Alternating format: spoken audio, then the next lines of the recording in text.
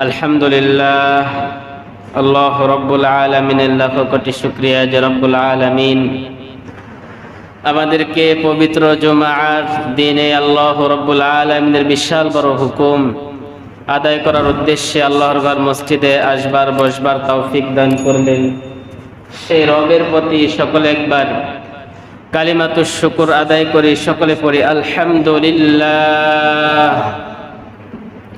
অতঃপর দরুদ পাঠ করি সেই মানবতার কান্ডার রহমতের ভান্ডার দয়ার নবী মায়ার নবী সরকারে তো আলম রহমাতাল লিল আলামিনের উপর সকলে একবার মুহাব্বতের সাথে দরুদ পাঠ করি, সকলে বলি সাল্লাল্লাহু আলাইহি ওয়াসাল্লাম। সম্মানিত মুসল্লি কেরাম, আমরা সফর মাসের দ্বিতীয় জুমা আদায় করার জন্য আল্লাহর ঘর মসজিদে আসছি। আজকের যে আলোচনার বিষয়টা হলো এই সফর মাস সম্পর্কে আমাদের অতীতে আরাবিয়ার লোকের জনের যে ধারণাটা ছিল কুসংস্কার, অর্থাৎ এই মাসটাকে আগের লোকেরা আপনার বদ একটা এই মাসে বেশিরভাগ কুসংস্কার যেগুলো আমরা বিশ্বাস করে থাকি। এই কুসংস্কার বিষয়ে রব্বুল আলামিন কুরআনুল কারীমের মধ্যে সূরাতুন নামলের 45 থেকে 48 নম্বর আয়াতের মধ্যে বর্ণনা করেছেন এবং হাদিস শরীফের মধ্যে বিশ্ব পয়গম্বর সাল্লাল্লাহু আলাইহি ওয়াসাল্লাম এই কুসংস্কারের বিষয়ে আমাদেরকে সতর্ক করেছেন এবং এটাকে শিরিকের গুনাহ হিসাবে লিপ্ত করেছেন। এই জন্য এই কুসংস্কার থেকে আমাদের বাঁচার দরকার আছে না নাই? আছে। কুসংস্কার কি? এখন বর্তমান সময়ে এই সফর মাসকে কেন্দ্র করে অতীতের মানুষেরা ভাবতো যে এই মাসে হয়তোবা কোনো কল্যাণ থাকে না, এই মাসে শুধু অকল্যাণ থাকে, এই মাসে শুধু আল্লাহ রাব্বুল আলামিনের অকল্যাণের জন্যই নির্ধারিত করেছে। এটা আইমে জাহেলিয়াতের যুগে প্রচলিত ছিল। এখন আমাদের সমাজেও কিছু কিছু প্রচলিত ভুল কুসংস্কার আমরা এগুলো দেখে থাকি এবং আমরা ভালো ভালো মানুষ শিক্ষিত সমাজও এগুলো বিশ্বাস করে। সেই তার মধ্যে থেকে দেখবেন যে 1 নম্বর কুসংস্কার আমাদের সমাজে এখনো আছে, রবিবারে বাঁশ কাটা নিষেধ। আছে না নাই? আমরা কিন্তু অনেকে এগুলো এখনো করি না। বাঁশ কাটতে যদি প্রয়োজন হয় বাঁশ কাটতে দেয় না। বলি কি যে রবিবারে যদি বাঁশ কাটা হয় বাঁশের গায়ে নাকি জ্বর আসে না কি যেন বলে, মুরব্বীরা যেগুলো ভালো জানে। এগুলা যদি কেউ বিশ্বাস করে তাহলে এটা শিরিকের গুনাহ হয়ে যাবে, নাউজুবিল্লাহ করে। এগুলা যদি কেউ বিশ্বাস করে, এখন বর্তমান সমাজে আছে না না? আপনারা কথা বলেন। আছে। মুরব্বীরা কিন্তু এগুলো অনেক এগুলা মানে বেশি। এগুলা দলিল কি? আল্লাহ বলছেন না, নবী বলছেন না, এগুলা মুরব্বীরা বলছেন। কারা বলছেন? মুরব্বীরা বলছেন বাঁশ কাটা নিষেধ। তাহলে রবিবারে যদি মানুষ মারা যায়, মানুষ মারা যাওয়ার কি কোনো ডেট আছে, ফিক্সড করা আছে? রবিবারে যদি মানুষ মারা যায় তাহলে তারা কি করছে? কাঠ দিয়ে মাটি দিছে। বাঁশ তো প্রয়োজন হয় মাটি দেওয়ার সময়, প্রয়োজন হয় কি হয় না? তাহলে রবিবারে যদি মানুষ মারা যায় তাহলে আমরা কি করব বলেন? তাহলে এই কুসংস্কারকে আমাদের বিশ্বাস করা যাবে? যাবে না। এই কুসংস্কার থেকে যদি আমরা বাঁচতে চাই তাহলে রব্বুল আলামিনের কুরআন এবং হাদিস আমাদেরকে জ্ঞান পর্যাপ্ত পরিমাণ রাখতে হবে, তাহলেই কিন্তু আমাদের মনের মধ্যে এগুলা থেকে দূর হয়ে যাবে। আর যদি এগুলো আমরা না রাখি তাহলে এই কুসংস্কার আমাদের দিল থেকে কখনোই দূর হবে না। 2 নাম্বার, দোকানদার ভাইয়েরা এগুলা বিশেষ করে বেশি করে দিনের শুরুতে, অর্থাৎ যদি কেউ বাকি আনতে যায় যে আমার ঘরে চাউল নাই, আমাকে 1 কেজি চাউল দাও, তখন কি বলে? কি করি নাই? শায়েদ করি নাই না কি বলে? বউনি করি নাই, বউনি করি নাই, তুমি এখন এত সকালে চাউল নিতে আসছো। তার মানে তার মনের মধ্যে কি বিশ্বাস আছে যে আমি যদি সকাল বেলায় যদি বাকি দেই তাহলে সারাদিনও আজকে কি হবে? বাকির মধ্যে আমাকে কাটাতে হবে। আজকে সারাদিনে কোনো আমি ইনকাম করতে পারবো না, আয় রুজি করতে পারবো না। এটা আমাদের মনের মধ্যে কিন্তু অনেকে ব্যবসায়িক ভাইরা, দোকানদার ভাইরা কিন্তু এটা করে থাকে। আছে না নাই? বলেন, এগুলা কি করা ঠিক না ভুল? ভুল। এরা রিজিকের উপর বিশ্বাস রাখতে হবে। কার উপর বিশ্বাস রাখতে হবে? আল্লাহ। রিজিকের মালিক কে? আল্লাহ। আল্লাহ রাব্বুল আলামিন কুরআনুল কারীমের মধ্যে বলতেছেন যে ফাইদা কুদিয়াতিস সালাতু ফান্তাশিরু ফিল আরদ, তোমরা রিজিক নিয়ে টেনশন করো না। ফাইদা কুদিয়াতিস সালাত, সালাত আদায় করো, তারপরে তোমরা মসজিদ থেকে বের হয়ে যাও। রিজিকের অভাব তোমাদেরকে আমি দূর করে দেব। মাথার মধ্যে তোমাদেরকে বুদ্ধি দেওয়া হবে হালাল রিজিকের। তোমাদের রিজিকের অভাব, তোমরা সালাত আদায় করে মসজিদ থেকে বের হয়ে যাও রিজিকের সন্ধানে। এমনও কিছু মানুষ আছে যে আমাদের সমাজে অলস, পুরুষ মানুষের মধ্যে এরকম মানুষ আছে অলস, তারা সংসারের ধার ধারে না। বিবি যদি বলে বাজার নাই, ঘরে খাবার নেই, এটা লাগবে সেটা লাগবে, কানেই নেয় না। আছে না নাই? আছে। তাদের যদি এই আয়াতের উপর বিশ্বাস করে, এইভাবে যদি আমল করে যে ফজরের সালাত আদায় করলাম, তারপরে মসজিদে বসে থেকে তাসবিহ তাহলিল পাঠ করলাম, তারপরে ইশরাক পড়লাম, চারটের নামাজ পড়লাম, এগুলো পরে মসজিদে শুয়ে থাকলো, তাহলে কি রিজিক আসবে? আসবে? আসবে না, রিজিক আসবে না। রিজিকের আল্লাহ রাব্বুল আলামিনের হুকুমও মানতে হবে, রিজিকের পিছনে আমাদেরকে দৌড়াতেও হবে। রিজিকের মালিক তো আল্লাহ। তবে রিজিক যে সকালবেলা দোকানদার যদি বাকি বিক্রি করে, সে সারাদিন ওই বাকি বিক্রি করবে, এটা কিন্তু আমাদের বিশ্বাস করা যাবে না। আবার শুধু সকালে না, যখন ওই দোকান খোলে, যে বলে কি যে কেউ যদি আসে যে ভাই আমার ইমার্জেন্সি এটা দরকার, প্রয়োজন, পরে টাকা দিচ্ছি, বলতে ভাই এখন তো দেওয়া যাবে না, তোমার কাছে কিছু টাকা আছে, 10-5 টাকা যাই হোক দিয়ে নিয়ে যাও। বলে কি বলে না? তার মানে লক্ষ্মী জানুক, মানে অনেকে এগুলা বিশ্বাস করে যে দান, যে টাকার যে বাক্সর লক্ষ্মী বলে নাকি, এগুলা বলে যে তাও লক্ষ্মী জানুক যে বাকি বিক্রি করে না, কিছু টাকা দিছে। আসলে লক্ষ্মী জিনিসটা, এটা কি আমাদের ইসলাম ধর্মে কোনো কিছুর নাম আছে? কথা বলেন, নাই। তাহলে লক্ষ্মীকে যদি আমরা বিশ্বাস করি, তাহলে আমাদের ঈমান কি শিরিক যুক্ত না শিরিক মুক্ত হবে? শিরিক যুক্ত হবে। এটা কিন্তু আমরা বলি কি বলি না? বলি। তাহলে এই লক্ষ্মী জিনিসটাকে কি আমাদের বিশ্বাস করা যাবে? যাবে না। এটা মুসলমানদের কোনো কালচারের মধ্যে এটা নেই। এটা হিন্দুদের হয়তো বা কোনো দেবদেবীর নাম থাকতে পারে, নাকি বলেন? এজন্যই আমরা এগুলো সতর্ক থাকবো। তৃতীয় নাম্বার যে কুসংস্কারগুলো আছে, আমরা এগুলো আলোচনা বারবার করা দরকার। আছে না নাই? কথা বলেন, আছে। কারণ আমরা বারবার এই ভুলগুলা করে ফেলি। রাত্রে বেলা অনেক একজন প্রয়োজনে আপনার থেকে টাকা ধার নিতে আসছে, আপনি বলতেছেন যে সকালে আসো, এখন দেওয়া যাবে না। বলে কি বলে না? বলে। বর্তমান সমাজে অনেক আছে, এখন পর্যন্ত এগুলা যেগুলো আছে সেগুলো আমরা দেখতে পাই। এগুলা বলে যে রাত্রে টাকা বের করা যাবে না, সকালে এসো। তার উদ্দেশ্য কি? সে টাকাকে রাত্রেকে পূজা করতেছে। একজন মানুষ একটা বিপদে পড়তেছে, আপনার বিপদে পড়লে কি আপনি টাকা বের করি না? তাহলে যে জিনিস টাকা ধার দেওয়া দানের চেয়েও বেশি সওয়াবের কথা নবীজি বলছেন। তবে সেই ব্যক্তিকে দেওয়া যাবে না যে ব্যক্তি কথা দিয়ে কথা রাখে না। কোন ব্যক্তিকে ধার দেওয়া যাবে না? যে হাসানা, সেই ব্যক্তিকে দেওয়া যাবে না যে ব্যক্তি কথা দিয়ে কথা রাখে না। কারণ কথা যদি আপনি বরখেলাপ করেন, তাহলে তো আল্লাহ স্বয়ং নারাজ, আর মানুষ তো নারাজ হবেই, এটাই স্বাভাবিক। আল্লাহ তো বলছেন যে যারা কথা মুখে এক কথা অন্তরে এক কথা, তারা মুনাফিক। তারা কি? যাদের মুখে এক কথা অন্তরে এক কথা, তারা মুনাফিক। অর্থাৎ একটা মানুষের উপর আপনি রেগে আছেন, তার উপর আপনার ক্ষোভ, রাগ, অভিমান আছে, কিন্তু তাকে আপনি সেটা সংশোধন না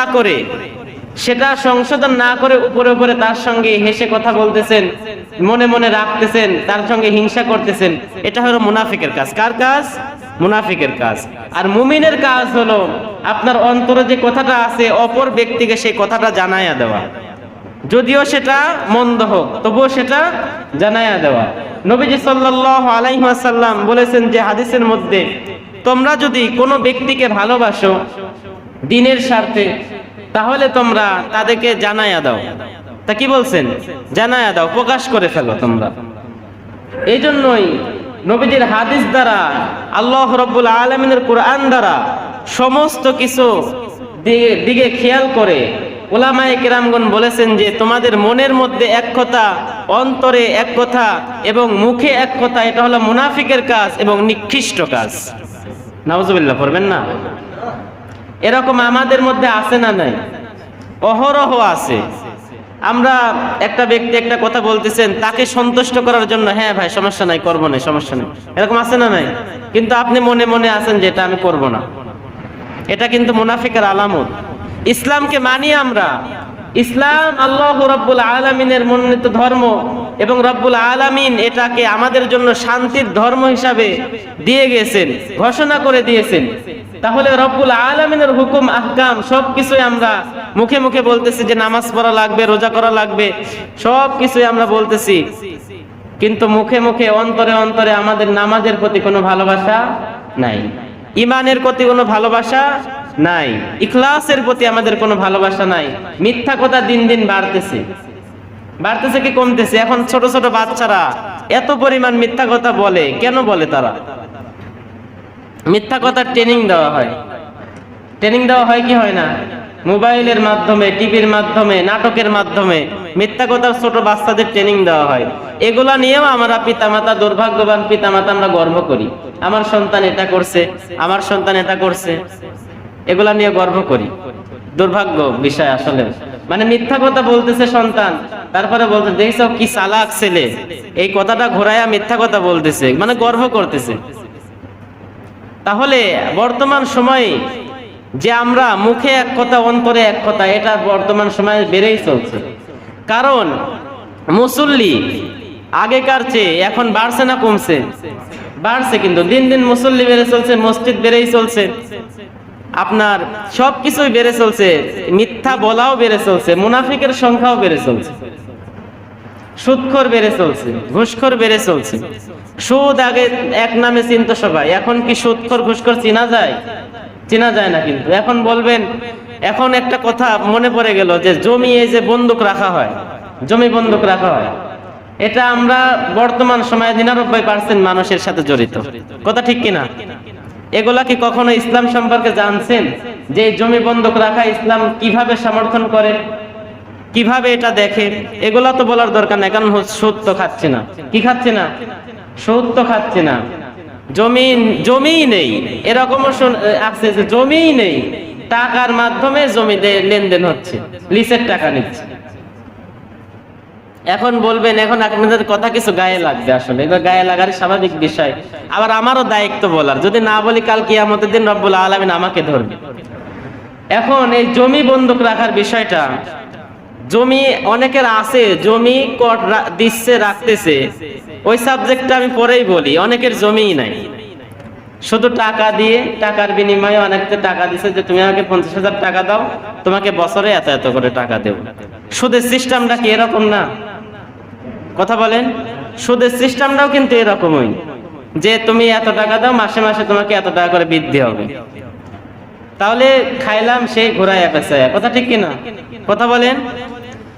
এখন কথা বলতে একটু সমস্যা হবে আসলেই, কারণ বর্তমান সমাজে এই সমস্যাটা বাড়ছে না কমছে? বাড়তেছে, দিন দিন বাড়তেছে। সুদ খাচ্ছে না, আর মানুষ সুদ খাওয়া ছেড়ে দিছে। সুদ খাচ্ছে না, এই সুদের নাম পরিবর্তন করে সুদ খাচ্ছে, এটা বলে গেছেন নবীজি। কে বলছেন?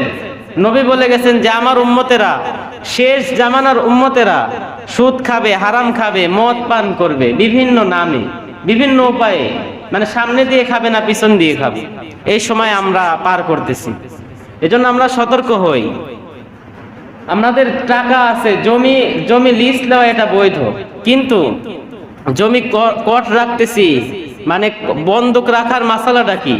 বন্দুক রাখার, এটা কিন্তু বন্দুক, জমি বন্দুক রাখতেছে। আমি বিপদে পড়েছি, আপনার কাছ থেকে টাকা নিচ্ছি, আমার একটা জিনিস জমি আপনার কাছে বন্দুক রাখতেছি। বন্দুককৃত মাল থেকে উপকার নেওয়া যাবে কি যাবে না? এটা কি আপনারা জানেন? বন্দুক রাখছে আপনার কাছে, বন্দুক রাখছে আপনার কাছে জমি। নবীজি বলছেন যে বন্দুককৃত জিনিসের থেকে 1 পয়সা পরিমাণ লাভ কিংবা আপনার কোনো আপনার নিজের কোনো ব্যক্তিগত স্বার্থ হাসিল করা যাবে না। হাওলাত, যেটা আমরা ধার বলি, কর্জে হাসানা বলি, এটাকে সহজ করার জন্য বন্দুক প্রথা চালু করেন। কি করার জন্য? যে আপনি বিপদে পড়ছেন, আমি বিপদে পড়ছি, আপনার থেকে কিছু টাকা নেব, একটা জিনিস দিচ্ছি যে প্রমাণ, এটা যে আপনাকে অমুক দিনে টাকাটা দিয়ে দেবো, আপনাকে এই আমানতটা দিচ্ছি, আমি এটা রেখে দেন, এটার নামই বন্দুক। কিন্তু সেটার আমানত আপনি খেয়ানত করবেন, এটা রব্বুল আলামিন কিন্তু এই হুকুম দেন নাই। এজন্যই জমি কটের বিষয়েও শিখ বন্দুকের সাথে কিন্তু সম্পর্ক আছে না নাই? আছে। আপনার প্রয়োজন হয়েছে, টাকা নিচ্ছেন, জমিটা বন্দুক রাখছেন, তবে এটা হালাল করার জন্য আপনাকে প্রতি বছরে চুক্তিবদ্ধ হতে হবে যে আমি আপনার জমি থেকে উপার্জন করব এবং সেখান থেকে ইনকাম করব। প্রতি বছরই কিছু টাকা করে নির্ধারণ করতে হবে যে এত টাকা করে কমবে। যদি এটা করেন তাহলে আপনার জন্য জায়েজ হবে। আমাকে এবার এই মাসালা শোনার পরে বর্তমানের সমাজে দেখা যায় কি 10 বছর, 5 বছর, 2-3 বছর, 4 বছর সে জমি থেকে উপার্জন করছে, উপার্জন করার পর 50,000 টাকা থেকে 200 টাকা তাকে ফেরত দিচ্ছে জায়েজ করার জন্য। কি করার জন্য দিচ্ছে কি দিচ্ছে না? দিচ্ছে। তাহলে এটা তো সুযোগে সদ্ব্যবহার করা হলো। এই জন্য বাৎসরিক ভিত্তিকে আপনার সেটাকে চুক্তিবদ্ধ হতে হবে যে প্রতি বছর 1000 হোক, যেটাই হোক, যেটা কমবে। তাহলে আপনি 10 বছর পরে যেটা পাবেন সেটা আল্লাহ রাব্বুল আলামিন হয়তো মাফ করতে পারেন। যেহেতু আমাদের একটা বর্তমান সমাজে সুদের বিভিন্ন নাম, সেক্টর হয়ে এগুলা বিস্তার দিচ্ছে। কারণ সুদ যার মধ্যে আছে সর্বনিম্ন পরিমাণ গুনাহ, এর শাস্তি মায়ের সঙ্গে জিনাহে লিপ্ত হওয়া, নাউজুবিল্লাহ করে। তাহলে এটা কি কোনো সুস্থ মস্তিষ্কের মানুষ এটা পারবে? কোনোদিন সম্ভব? ভাবাই কঠিন। তাহলে অনেকেই অনেক হজ করতেছে, এটা করতেছে, নামাজ কালাম সবই করতেছে, কাল কিয়ামতের দিন যখন আমলনামা খুলবেন লা ইগাদিরু সগীরাতা ওয়ালা কাবীরা, কিছুই সেখানে বাদ পড়ে নাই। মালি হাযাল কিতাব, এটি কেমন কিতাব? যখন এটা দেখবে যে আমি তো দুনিয়াতে সমস্ত আমল করেছি কিন্তু তার নামে মায়ের সঙ্গে জিনাহ করার গুনাহ লেখা হয়েছে, নাউজুবিল্লাহ পড়বেন না? আল্লাহ রাব্বুল আলামিন এই গুনাহ থেকে আমাদেরকে হেফাজত করুন। আপনারা সব কিছুই করেন, পরামর্শ ইসলাম যেটাকে আপনাদেরকে বলে সেই অনুপাতে করেন, সব কিছুই জায়েজ, কিন্তু ইসলাম অনুযায়ী জায়েজ। ইসলামের যেটা বিরোধে গেছে সেটাই না জায়েজ। কথাটা বুঝতে পারছেন?